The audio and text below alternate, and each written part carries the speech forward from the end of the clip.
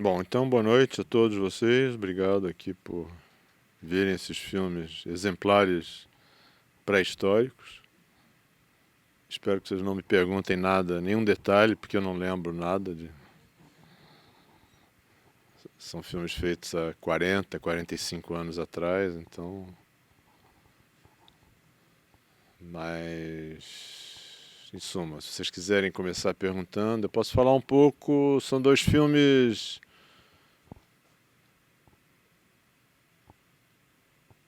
que eu tenho a impressão que estão situados assim em momentos diferentes da trajetória dos seus diretores. A Guerra Conjugal do Joaquim Pedro, né? Feito em acho que 74. De certa maneira é um certo filme de ruptura assim dentro da carreira dele e um filme posterior aos filmes que o de certa maneira consagraram como cineasta, né? E o trabalho de montagem é o trabalho de duas pessoas, quer dizer, ele e eu, que tínhamos uma trajetória em comum já bastante longa.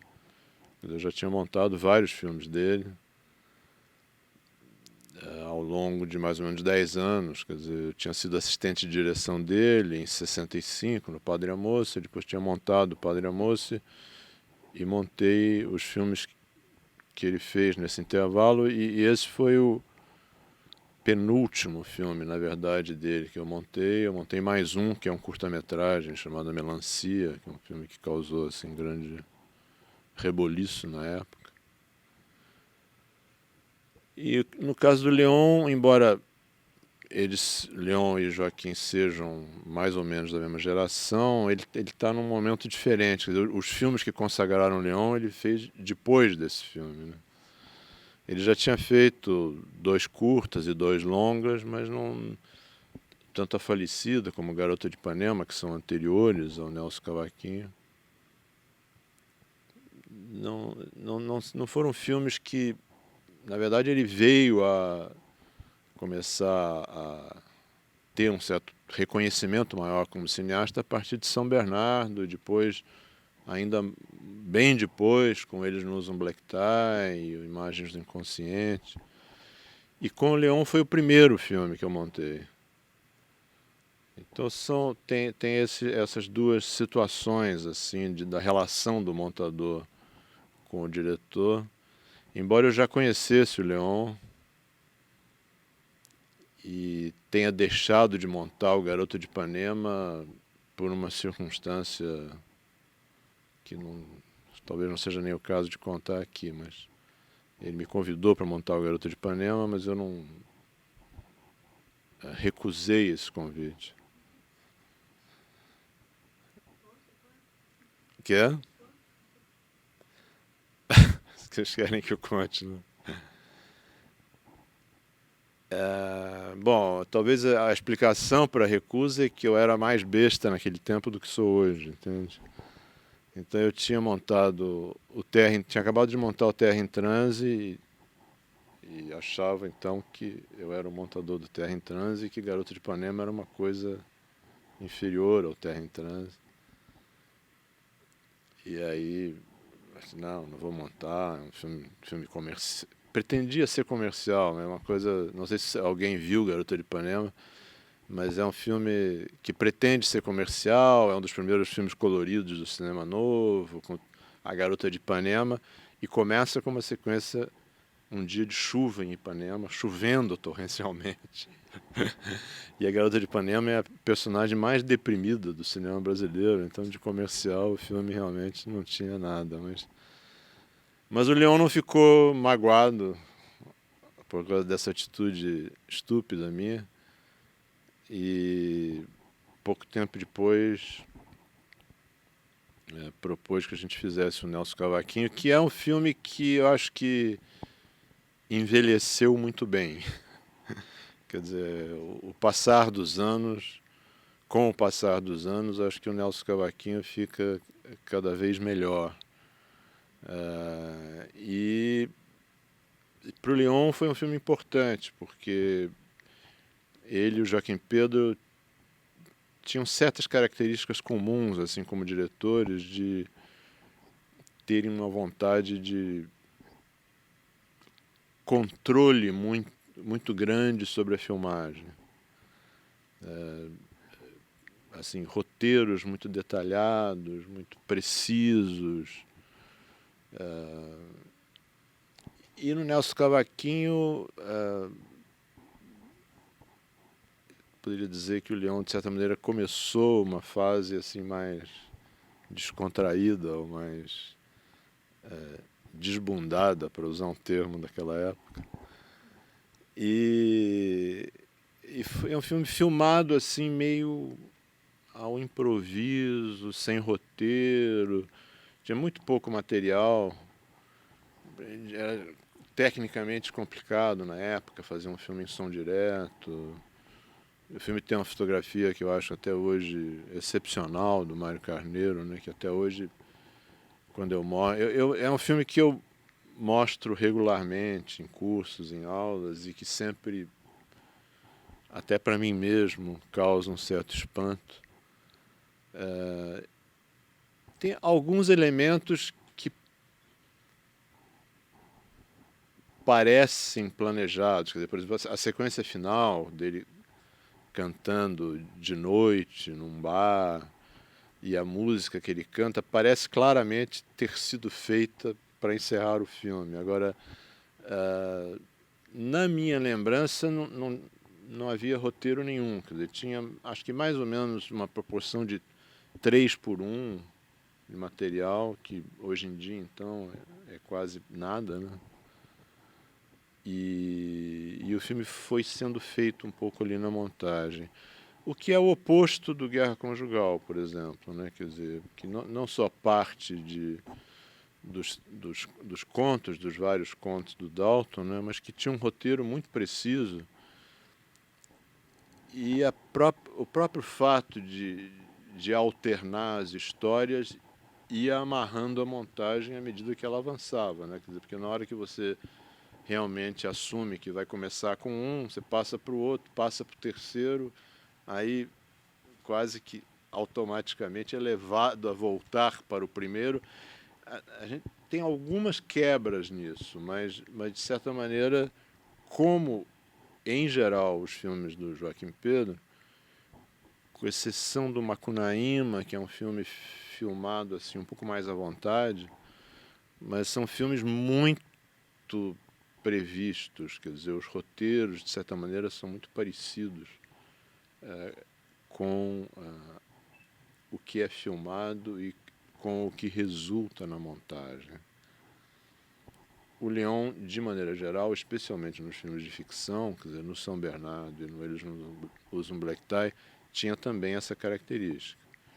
No Eles Não Usam Black Tie, ele chegou a fazer, inclusive, storyboard, desenhar o filme plano por plano, era super planejado. Mas no Nelson Cavaquinho, não. E o Nelson Cavaquinho acho que tem esse encanto de uma certa informalidade, e que eu acho que o filme preserva em grande parte assim a sua vitalidade por causa disso, né? Que mais que eu posso dizer a vocês? Eu, eu disse a vocês que o Nelson Cavaquinho é um filme que eu revejo com uma certa regularidade. Agora, eu confesso que o Guerra Conjugal, eu acho que não via o filme. Acho que eu vi alguma vez depois de 74. Mas se foi uma vez, foi muito. Eu não lembro quando foi, entendeu? Então, realmente, eu revi a semana passada, já que a gente ia se encontrar, vocês iam ver o filme. E, em suma, também é uma experiência complicada, né? Rever um filme, há muitas precariedades técnicas, especialmente no som, que hoje em dia chamam muita atenção, né? Quer dizer, o filme é em som direto, tem muitas questões no som direto e na edição do som, na mixagem, que, revendo a semana passada, me incomodaram horrivelmente. O que eu acho que o filme preserva assim, um padrão de interpretação muito alto, né? Quer dizer, tem atores, acho que vários que estão excepcionais assim no filme. E do ponto de vista da montagem, tem uma coisa que é uma decorrência da decupagem do Joaquim. Quer dizer, alguns dos episódios têm uma espécie assim de coreografia da mise-en-scène muito elaborada, mas que é uma coisa que vem do roteiro e vem da filmagem. Não tem nenhum mérito especial na montagem, não. Inclusive, é um filme... Isso eu li, acho que num trabalho do Sérgio Botelho. O Sérgio Botelho, que é um aluno graduado da UF, que escreveu um ensaio sobre guerra conjugal já há bastante tempo, mas muito interessante. E, se eu não me engano, eu me lembro porque li no ensaio dele, não porque eu me lembre da época da montagem, entendeu? Mas eu tenho a impressão que 3 contos filmados não entraram na montagem. Eu lembro de um, que, pela minha lembrança, deu um defeito, o filme estragou, não sei o quê. Ele diz que foram 3, mas eu também não lembro quais foram, entende? Mas o que não é muita coisa num filme assim. O filme está... Quase tudo que foi filmado está aqui. Quer dizer, foi eliminado muito pouca coisa. Agora, na época, a montagem era uma outra coisa, né? Quer dizer, era, como vocês sabem, né, uma mesa de montagem, era uma coisa física, assim, e demorada por causa disso. Quer dizer, cada corte ou cada corte que se queria desfazer e refazer, tudo isso era um processo cansativo e demorado. E com filmes em som direto, mais ainda, porque aí você estava trabalhando com, em geral, isso variava um pouco, mas em geral, pelo menos a imagem e 2 pistas de som, tendo que fisicamente fazer o corte em 3 pistas a cada corte. Às vezes era um pouco mais simples, porque a gente editava numa pista única de som e depois transcrevia de novo o som e passava para 2 pistas ou mais para fazer as passagens, né, de ruído de fundo, essas coisas. E também não tinha nessa época... Essa época, 74... Acho que a figura do editor, assim, de som, acho que não existia, né? Quer dizer, o montador fazia tudo, né? E essa figura que hoje em dia, sem a qual nós não poderíamos viver hoje em dia, que é o finalizador, também não existia essa profissão, né? Mas, diga, Célia, me salve aqui com suas perguntas. Não, fiquei curiosa, assim, por que você escolheu? Por que você escolheu esse filme para conversar assim com os montadores, entre tantos outros? Não fui eu que escolhi, não. Eu escolhi o curta. Eu sugeri o curta, mas o Guerra Conjugal foi escolha, não sei se democrática ou não, mas foi escolha de vocês.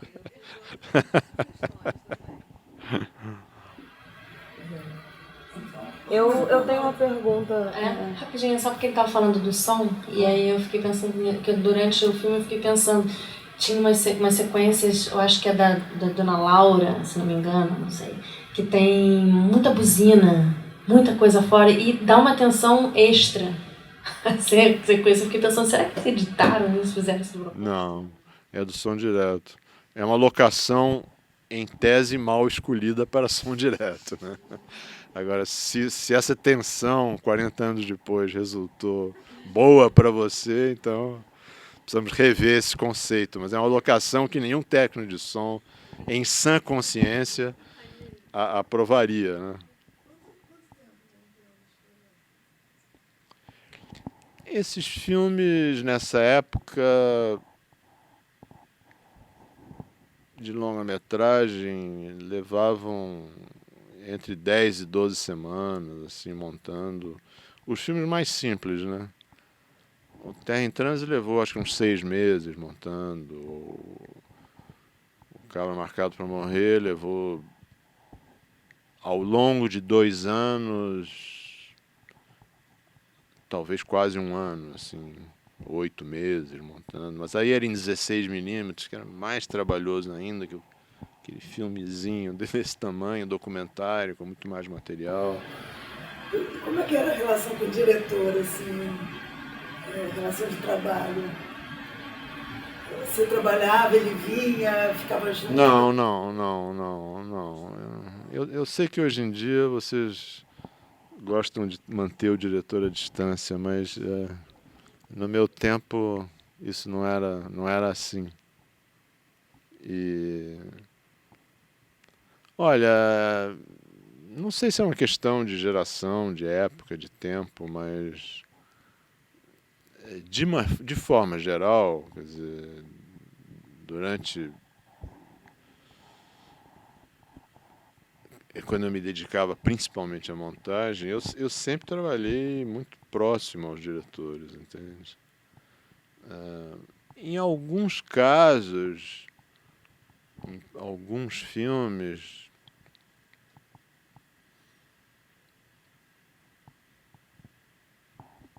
mas em poucos, o diretor não estava presente o tempo todo. Quer dizer, quando eu montei um filme do Glauber, por exemplo, Cabeças Cortadas, que foi montado em Barcelona, ele, durante a montagem, que foi muito rápida, porque o filme tem poucos planos, o primeiro plano dura 10 minutos, então o filme tem muito poucos planos, né? Ele foi ao Japão, aos Estados Unidos, ele viajou pelo mundo várias vezes durante a montagem, em 8 ou 10 semanas, menos talvez, que o filme foi montado.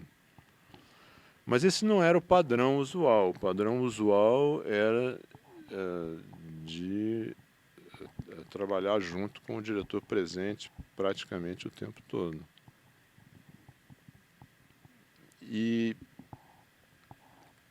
também, de forma geral, com pouquíssimas exceções, a minha relação pessoal como montador, com os diretores com os quais eu trabalhei, foi sempre muito boa e construtiva, assim. Tenho naturalmente um ou outro episódio que eu não vou contar para vocês, mas de forma geral. Tinha também o fato de que eu era muito garoto, né? Eles eram muito moços também, né? Quer dizer, eu montei Terra em Transe, eu tinha 21 anos.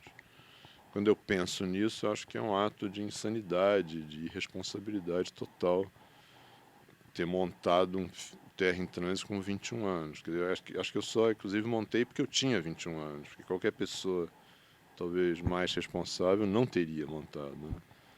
Aliás, eu só montei o filme porque um outro montador pediu demissão, né? Quer dizer, o Glauber chamou inicialmente o Nello Melli, não sei se vocês já ouviram falar dele, era um montador argentino muito atuante, que montou vários filmes assim da primeira leva do cinema novo.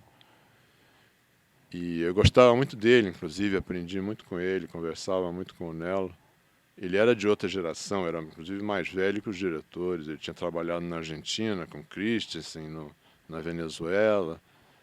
Mas ele era um montador de uma outra escola, digamos assim. Quer dizer, para ele havia uma maneira de fazer um filme, uma maneira de decupar um filme, uma maneira de montar um filme. E aí ele sentou diante de uma moviola mesmo, uma moviola vertical, para ver os cupiões de Terra em Transe, e pediu demissão depois de alguns minutos, entendeu? Porque achou que aquilo jamais poderia resultar um filme ali. E por coincidência isso aconteceu de novo com o Macunaíma, com ele também. Ele também pediu demissão, mas por outro motivo. Ele pediu demissão porque aquela coisa de meio antropofágica que tem no Macunaíma, de cortar pedaço e comer braço e não sei o quê. Ele ficou horrorizado com aquilo e saiu correndo pelo aterro, pediu demissão, gritando.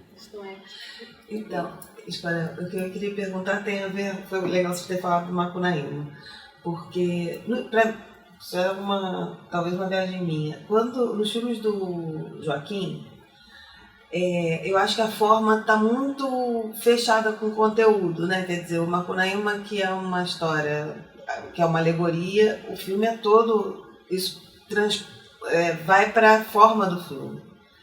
Né? Sobre o Aleijadinho é um filme barroco. A forma está muito ligada ao conteúdo. Isso tem tudo a ver com montagem. Eu queria que você falasse um pouquinho disso. Olha, tem a ver com montagem em termos, né? Quer dizer, o Macunaíma é um filme em que o Joaquim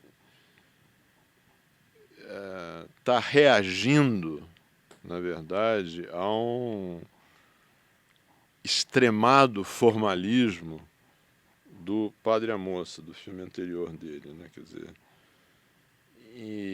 e há um certo enjoo dele com justamente as questões plásticas e formais. Quer dizer, o Padre a Moça é um filme que tem uma fotografia em preto e branco também do Mário Carneiro, muito bonita, muito elaborada, e ele estava um pouco em crise com isso tudo, quer dizer, com o enquadramento perfeito, com a fotografia.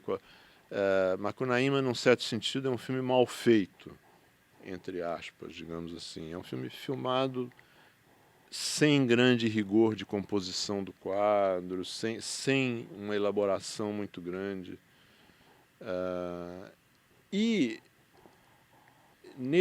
em todos esses casos, quer dizer, especialmente em filmes de ficção, acho que isso muda de caráter, né, no documentário, eu acho que em todos os filmes de ficção que eu montei, eu acho que a montagem é uma decorrência natural das etapas anteriores, quer dizer, de um roteiro e de uma forma de filmagem. Eu não acredito muito, eu ouço falar de montadores que pretendem se impor ao material. Eu não acredito nisso, entendeu? Quer dizer, acho que não é função nem da montagem, nem do montador se impor ao material. Ao contrário, quer dizer, eu acho que a montagem,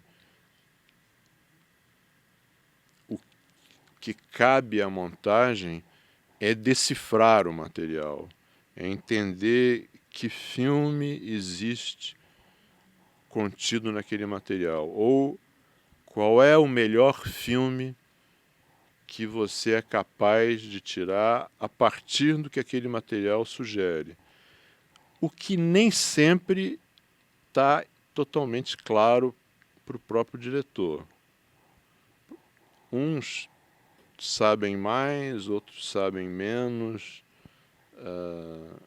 mas muitas vezes, para quem está envolvido no processo da feitura de um filme, é às vezes difícil esse momento de confronto com o que de fato resultou na película, né? Então eu vejo o trabalho dessa forma, quer dizer. Agora, eu tenho queridíssimos amigos com quem eu converso sobre isso e que ficam um pouco chocados com essa minha opinião, porque acham que, na verdade, muitos filmes diferentes podem ser feitos a partir de um mesmo material, o que negaria a minha tese, se eu puder chamar assim, de que o filme está contido no material. É claro, é verdade, quer dizer, dentro de certos limites, você pode manipular, se a gente puder usar esse termo, o material de diferentes formas, mas não é isso que eu digo. Quer dizer, o que eu digo é que existe um único bom filme a tirar de um material e que o que cabe à montagem fazer, e não acho que isso seja função exclusiva do montador, eu acho que isso é um trabalho que deve ser um trabalho de colaboração, são duas perspectivas diferentes que, quando se encontram de uma forma construtiva, é bom para o filme, entendeu? É encontrar qual é o melhor filme que existe ali para fazer. O que é, por um lado, muito simples. Na verdade, a montagem não tem mistério nenhum, né? É uma questão de um certo bom senso, um certo critério. E, por outro lado, é muito difícil, muito complexo. Fazer um filme, como vocês sabem, é muito difícil. Não sei, que isso que você está falando faz pensar bastante, né? Eu também li um artigo seu que se chamava essa atividade do montador uma atividade analítica, né? De analisar, né? Uma coisa que é feita a partir de um material bruto, pré-existente, material existente, né? Eu não sei, na verdade eu estou aqui formulando aqui o que eu quero falar, porque dessa maneira como você coloca, tem uma questão que até, sei lá, meio filosófica, assim, né? Como se houvesse uma essência, né, do filme, alguma coisa ali imanente que você pudesse ter acesso de alguma maneira. Meus amigos me acusam disso, de ser essencialista, que parece que é um xingamento horrível, mas Eu fico me perguntando como se tem acesso a essa essência, então eu sei que ela existe, eu não sei se isso é um xingamento ou não, mas assim, eu não consigo muito, não sei. a palavra que eu costumo usar para explicar essa ideia é a questão de você decifrar. Quer dizer, o material tem algo de desconhecido no material sempre. Tem algo que tem algo a descobrir e cabe a você, como montador, decifrar. Como é que você descobre isso? Bom, é um trabalho intelectual, é um trabalho de você ver, pensar, ouvir do diretor o que ele pretendeu fazer, que filme que ele imaginou, tentar ver até que ponto o que ele está dizendo está no material, muitas vezes não está no material, entendeu? Então, eu acho que tem uma fase de conhecer o material, que às vezes pode ser uma coisa trabalhosa e complicada, dependendo da quantidade de material. Hoje em dia, então, quer dizer, você gerenciar mentalmente 200 horas de material é uma coisa muito difícil, meio insana, né? Por mais que de 200 horas, 180 você joga fora com relativa facilidade. Começa a ficar difícil quando você chega em 20 e vai ficando cada vez mais difícil. Quando você chega em 10, antigamente, quer dizer, havia uma necessidade de ser seletivo no momento da filmagem, o que, de certa maneira, fazia com que o material que chegava na montagem estava mais dirigido. Hoje em dia não há mais essa necessidade, e o resultado disso é que muitas vezes você tem uma quantidade de material gigantesca, o que é trabalhoso para todo mundo, e que 90% daquilo você dispensa em 5 minutos, entende? Agora, eu acho que basicamente é isso. Quer dizer, basicamente é conhecer, conseguir pôr aquilo numa dimensão que seja gerenciável, entende? E decifrar o que pode resultar daquilo. O que eu estava pensando assim, que dentro dessa perspectiva, né, de uma análise que você vê de um filme, de um material bruto, existe uma posição também que o montador pode ter de, justamente quando está nessa busca, né, de que é o filme, acho que todo mundo tenta buscar isso, de até ressignificar às vezes certas coisas, entendeu? E aí tem uma posição ativa mesmo, sabe, de montagem, de você olhar alguma coisa que foi feita, talvez até o próprio diretor pode dizer com uma certa intenção, e de repente aquilo ali você não serve para aquilo, dentro de uma nova perspectiva que você possa criar. Eu acho que isso pode acontecer, mas acho que não é comum. E talvez seja mais comum no documentário do que na ficção. Quer dizer, é mais fácil acontecer isso num documentário do que num filme de ficção. Porque, em princípio, o filme de ficção é mais planejado previamente, né? Por mais que o documentário possa ter roteiro de alguma forma, mas eu acho que a experiência de montar um documentário para o montador é até mais interessante do que a experiência de montar um filme de ficção. Não acho que não seja importante num filme de ficção, mas acho que as possibilidades do filme ser construído na montagem são muito maiores, evidentemente, no caso de um documentário do que num filme de ficção. O filme de ficção, em geral, com algumas exceções, né? Quer dizer, depende do diretor, depende do projeto, mas de maneira geral o filme de ficção chega na montagem mais amarrado. Porque vocês falaram muito de uma esfera um pouco maior assim na montagem, né? Que é quase que a filosofia da história e tal.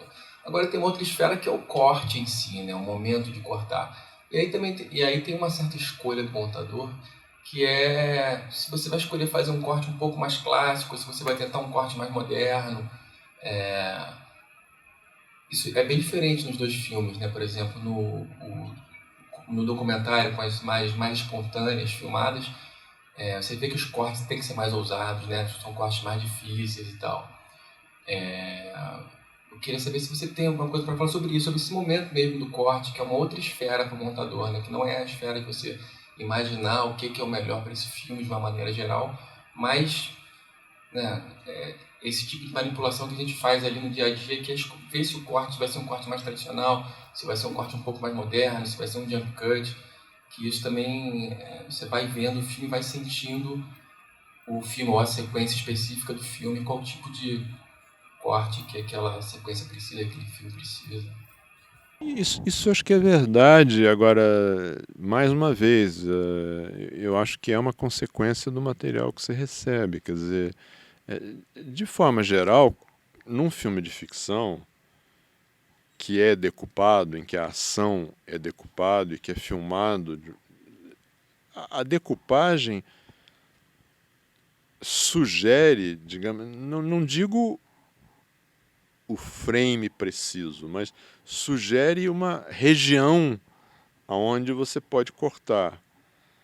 E tem, dependendo da forma como é decupado, ainda quase que te induz a cortar numa região mais restrita ainda, né? O documentário, como de forma geral não é planejado assim, quer dizer, você tem um campo mais aberto. Aqui nos dois filmes que vocês viram, né, de fato é muito diferente. Você tem um filme de ficção roteirizado, muito detalhadamente roteirizado, e quer dizer, para fazer aquela, eu chamei de coreografia toda, aquilo ali é minuciosamente planejado, planta baixa da locação, como é que o ator vai se deslocar, quem vem para cá, quer dizer, como vai ser montado é pensado pelo diretor no momento que filma. No Nelson Cavaquinho, como aquilo ia ser montado, era a última preocupação que o Leão tinha no momento que estava filmando, entendeu? E é claro que certas coisas montam melhor, no sentido de que juntam melhor com as outras, e que você, quando está montando um documentário, você precisa levar isso em conta.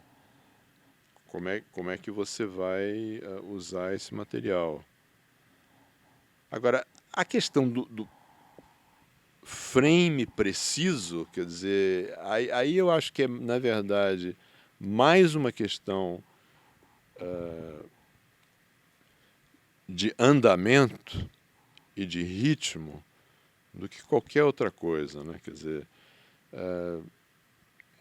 tem certas questões assim de composição, de volumes que influem no corte, vocês sabem disso.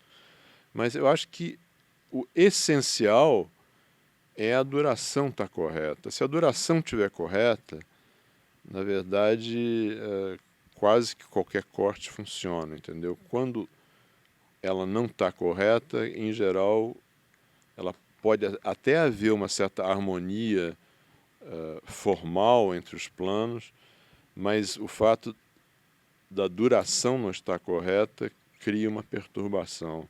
Isso, num princípio de uma montagem que pretende ser assim fluente e harmoniosa, que nem sempre é assim. Quer dizer, você pode também ter uma proposta de montagem de cortes deliberadamente marcados, visíveis, abruptos, etc. Entende? Mas há um limite, quer dizer, a nossa retina suporta o jump cut desde que ele seja bem feito, né? O jump cut mal feito é dificilmente tolerável, né? Precisamos poupar as nossas retinas e as alheias, né?